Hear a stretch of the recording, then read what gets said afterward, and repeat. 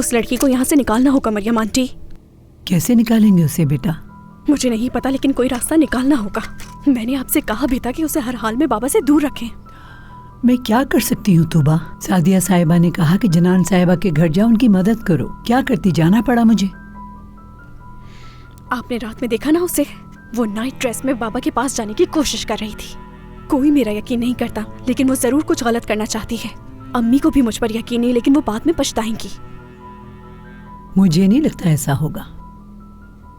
कुछ भी हो सकता है। नसरीन किस हद तक गिर सकती है आपको अंदाजा नहीं। तौबा तौबा, तुम्हारे बाबा ऐसा नहीं कर सकते। उन पे यकीन नहीं है तुम्हें क्या? ठीक है, आप भी मेरी बात का यकीन मत करें।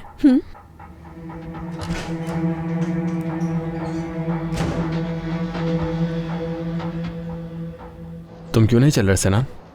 बस छोड़ें भाई, गाड़ी चलाना कौन सी बड़ी बात है मेरे लिए। मैं काफ़ी दफ़ा गाड़ी चला चुका हूँ यहाँ पर भी। दोबारा अकेले नहीं चलाओगे तुम गाड़ी? अरे मैंने बिल्कुल ठीक चलाई थी। मानता हूँ, लेकिन मुसीबत कभी भी आ सकती है। ट्रैफिक है, कोई मजाक नहीं।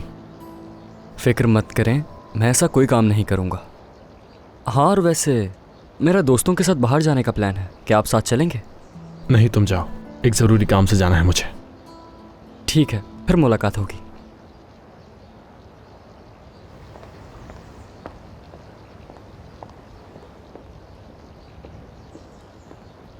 अली, बैरन, क्या अंदर नहीं आओगे?